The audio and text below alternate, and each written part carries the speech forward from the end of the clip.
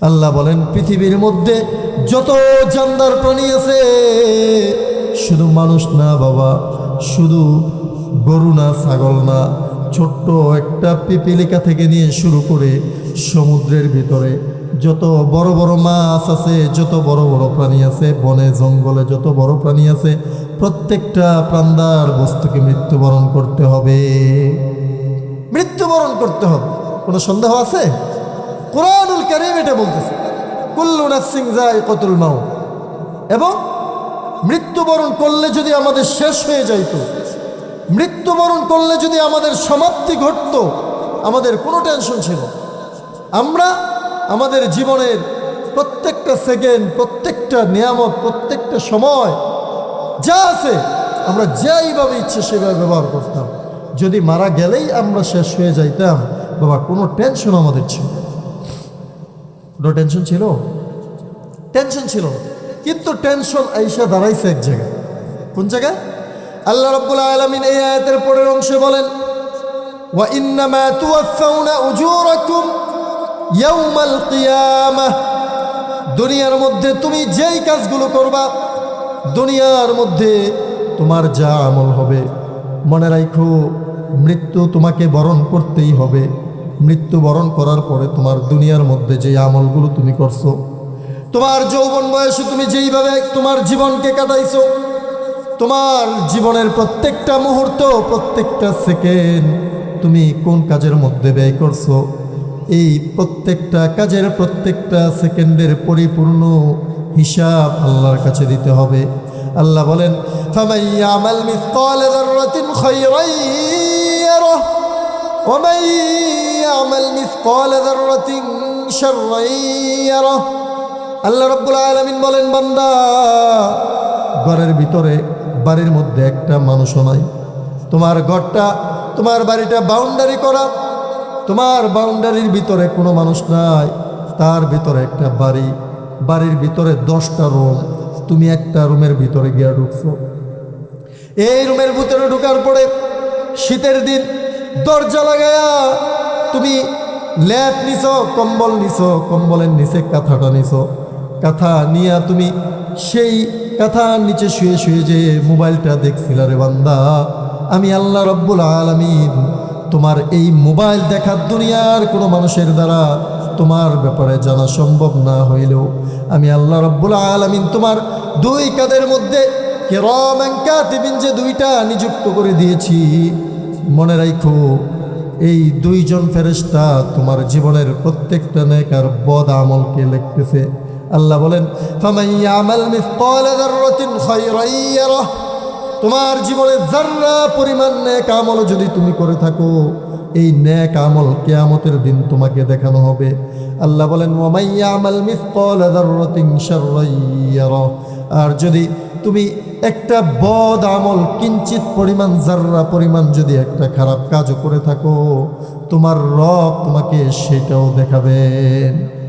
এই জন্য যেটা বলতেছিলাম যে মৃত্যুবরণ কইরা শেষ হয়ে গেলে যদি মাটির সাথে মিশে যাইতাম, পচে যাইতাম, গলে যাইতাম, আমাদের কোনো সমস্যা ছিল না। সমস্যা তো দাঁড়াইছে এক জায়গায়, মৃত্যুর পরে বাবা জীবনের প্রত্যেক সেকেন্ডের হিসাব আমাদের দিতে হবে, প্রত্যেকটা সেকেন্ডের হিসাব। এবং এমন কোনো মানুষও নাই যে মৃত্যু থেকে যে পালায়া বাঁচবে। আছে? সবাই জোরে বলেন, আছে? ঘুমায়েন। আল্লাহ রাব্বুল আলামিন বলেন, কুল ইন্নাল মাউতাল্লাযী তাফিররুনা মিনহু ফাইন্নাহু মুলাকীকুম।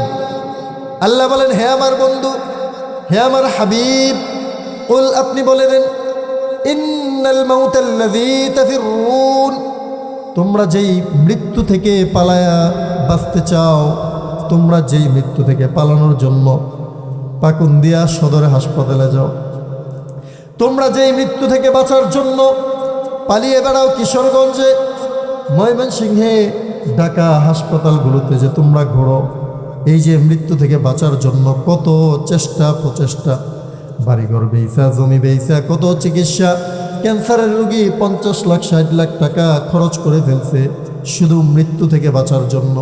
আল্লাহ বলেন, কুল ইন্নাল মাউতাল্লাযী তাফিররুনা মিনহু ফাইন্নাহু মুলাকীকুম। যত চেষ্টা করো মৃত্যু থেকে পালানোর জন্য, মৃত্যু থেকে পালানোর কোনো সুযোগ নাই। আল্লাহ বলেন ফাইন্নাহু মুলাকিকুম, মৃত্যু অবশ্যই তোমাদের সাথে সাক্ষাৎ করবে। এজন্য মৃত্যু থেকে পালানোর যেহেতু কোনো সুযোগ নাই, কোনো সুযোগ নাই মৃত্যু থেকে পালানোর, এজন্য মৃত্যুর পরবর্তী জীবন আছে না নাই? সবাই জুড়ে বলেন আছে না নাই? যদি থাকে মৃত্যুবরণ করতে হবে 100% গ্যারান্টি সবাইকেই, কেউ অবিশ্বাস করার মতো না। মৃত্যুর সবার আসবে, এই মৃত্যু থেকে পালানোর কোনো সুযোগ নাই।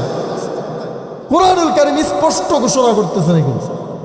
কোরআনুল কারীমে আবার আল্লাহ পাক অপর এক আয়াতে বলেন আইনামা তাকুনু ইউদরিকুমুল মাউত ওয়ালাউ কুনতুম ফি বুরুজিম মুশাইয়াদা, তুমি যদি মৃত্যু থেকে পালানোর জন্য সুদৃঢ় একটা দুর্গ বানাও, দুর্গ বানায় যদি সেই দুর্গের ভিতরে তুমি অবস্থান করো যে আজরাইল থেকে বাইচে যাব, সেই দুর্গের ভিতরে অবস্থান করে যদি তুমি ভাবো মৃত্যু থেকে আমি বাইচে যাব, মৃত্যু আমার ধরতে পারবে না।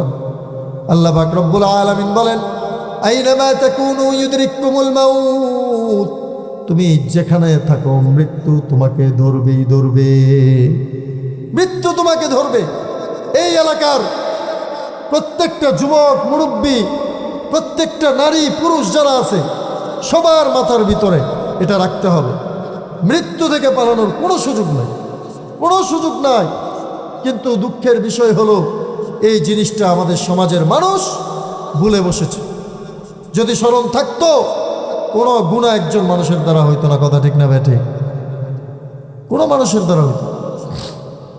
কারণ কি গুনাহ হইতো না কেন? কোরআনুল কারীম, আমি এই পর্যন্ত, এই যে এখন পর্যন্ত আমি অনেকগুলো কোরআনের আয়াত আপনাদেরকে বলছি। আসলে আলোচনা তো মসজিদে মসজিদে মাহফিল লাগে না, একটা মাহফিলে যে আলোচনা হয় একজন মানুষের জীবনের পরিবর্তনের জন্য যথেষ্ট কি যথেষ্ট না? হ্যাঁ, যথেষ্ট না? এই যে আমি যে আপনাদেরকে কোরআনের আয়াত বললাম, আল্লাহ বলছেন আপনার জীবনের প্রত্যেকটা হিসাব আপনাকে দিতে হবে, ভালো করেন আর মন্দ করেন, হিসাব দিতে হবে কি হবে না? দিতে হবে। এই বিশ্বাস যদি রাখেন কিভাবে অন্যায় করব, আল্লাহর সামনে কোন মুখ নিয়ে দাঁড়াবো? মরতে তো হবে, মরতে তো হবেই, আমাকে মরার পরে হিসাবও দিতে হবে। কারণ আমাদের এই দুই কাঁধে দুই ফেরেশতা কিরামান কাতিবিন ইয়ালামুনা মা তাফআলুন, তোমরা যা করো, ইয়ালামুনা, তোমরা যা করো, মা তাফআলুন, তারা তাই জান, তারা তাই জান। কোথায় গিয়ে করছো ম্যাটার করা, এটা কোনো বিষয়ই না। কেউ দেখে নাই, পৃথিবীর কেউ দেখে নাই, কিন্তু আল্লাহর নিযুক্ত প্রহরীরা, আল্লাহর নিযুক্ত প্রহরীরা তোমার এই কেউ দেখে না জায়গা থেকে আর্ট করার জন্য, আয়ত্ত করার জন্য, তোমার হিসাব লেখার জন্য তোমার সাথে সব সময় নিযুক্ত রয়েছে। কি বিশ্বাস হয় না? বিশ্বাস হবে, দুনিয়াতে না হইলেও আখেরাতে হবে, আখেরাতে হবে। আখেরাতে সেই দিন আল্লাহর কাছে বলবেন যে আল্লাহ গো, আর একবার জমিনে পাঠাও, একবার পাঠাও। ক্বালা রাব্বিরজিউন, যখন মৃত্যু চলে আসবে, মৃত্যু চলে আসার পরে আল্লাহকে বলবে যে আল্লাহ একবার পাঠান না আমারে, যে আমলগুলো করি নাই আল্লাহ করে আসবে। আল্লাহ বলে এটা বাদ দে, এগুলো কথার কথা, তুই দুনিয়াতে কত এগুলো করছো, তোর এইটা কথার কথা, এটা কোনো কাজে আসবে না। এই জন্য আমি আপনাদেরকে বলি, জীবন তো কত জায়গায় ব্যয় করছেন, কত সময় কত কাজে খরচ করেছেন, কত গুনাহ যে জীবনে হয়েছে, যার কোনো ইয়ত্তা নাই, যার কোনো শেষ নাই। কিন্তু সর্বশেষ বাবা একটা ঠিকানাই মৃত্যু, মৃত্যু, মৃত্যু, মৃত্যু। একজন মানুষের জীবনের চূড়ান্ত ঠিকানা, চূড়ান্ত গন্তব্য মৃত্যু। এরপরে শুরু হবে নতুন জগৎ। এই জন্য আপনাদেরকে বলি, এই জগতের জন্য প্রস্তুতি আমাদের কার কতটুকু আছে? ভয়াবহ দিন, এই দিন ভয়াবহ। আল্লাহ পাক কোরআনুল কারীমের মধ্যে এক আয়াতে বলেন, আল্লাহু তাআলা ফি কালামিহিল মাজিদ ওয়াত্তাকু ইয়াওমান লা তাজজি নাফসুন আন নাফসিন শাইআ ওয়া লা ইউকবালু মিনহা শাফাআতুন ওয়া লা ইউখাযু মিনহা আদলুন ওয়া লা হুম ইউনসারুন। দুনিয়ার মধ্যে একটা বিপদের মধ্যে পড়লে মেম্বারের কাছে যাওয়া যায়, সাহায্য চাওয়া যায়, মেম্বারে কাজ না হইলে চেয়ারম্যানের কাছে যাওয়া যায়, চেয়ারম্যানে কাজ না হইলে থানায় যাওয়া যায়, থানায় কাজ না হইলে উকিলের কাছে গিয়া তদবির করা যায়। ভাই আছে, বোন আছে, কত সাহায্যকারী আছে, আছে না নাই? দুনিয়ার মধ্যে অনেক সাহায্যকারী, অনেক সুপারিশকারী, অনেক বড় অন্যায় থেকে পরহেজ করতে পারেন, বেঁচে থাকতে পারেন, শাস্তি মওকুফ হয়ে যায়। চোর বাইচে গেছে, ডাকাত বাইচে গেছে, এমন দৃষ্টান্ত আমাদের সমাজে আছে না নাই?